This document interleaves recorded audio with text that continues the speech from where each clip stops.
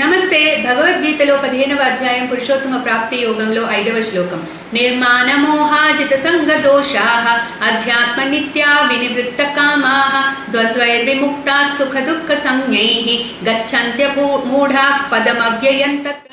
So భగవానుడు ముందు 2 శ్లోకాల్లో ఈ సంసార వృక్షం యొక్క స్వరూపాన్ని శాస్త్రం ద్వారా అర్థం చేసుకుని దాని వివేక వైరాగ్యాలు పెంచుకుని పరమాత్మ కనుక సరెండర్ అయితే ఆయన్ని పొందగలుగుతారని చెప్పారు.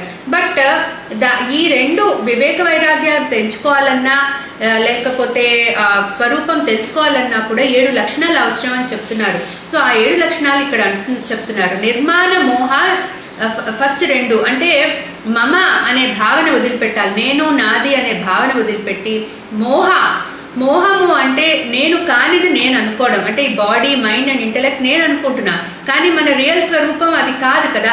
సో అది వదిలిపెట్టి మన రియల్ నేచర్ ని తెలుసుకోగలగడము మోహాన్ని వదిలిపెట్టడం అంటే. సో పొరపాటు పడే లక్షణాన్ని వదిలిపెట్టేయాలి. తర్వాత జిత సంఘ దోషాహ, సంఘం నుంచి వచ్చే దోషాలని వదిలిపెట్టగలగాలి, అంటే attachment. So worldly things and people relations వీటితో అటాచ్మెంట్ ని తగ్గించుకోవాలి. అధ్యాత్మ నిత్య అంటే సెల్ఫ్ మీద పరమాత్మ మీద చింతన పెంచుకోవాలి. వినివృత్త కామాహ, సమస్త కోరికలు సకామ కోరికలు కూడా వదిలించుకోవాలి.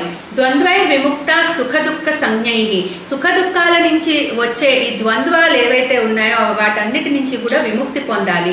దెన్ గచ్చంత్య అమూఢాహ, జ్ఞానం పెంచుకోవాలి.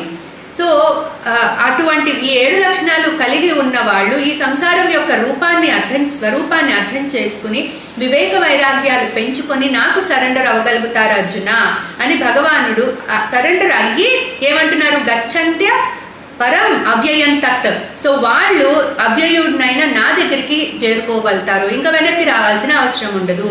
సో భగవానుడు 7 లక్షణాలు ఇక్కడ చెప్పారు. ఇవన్నీ మనము పెంచుకుంటే, మనలో కల్టివేట్ చేసుకుంటే ఆ స్పిరిచువల్ పాత్ లో మనం ట్రావెల్ చేయగలుగుతాము. క్లీం కృష్ణాయ నమః.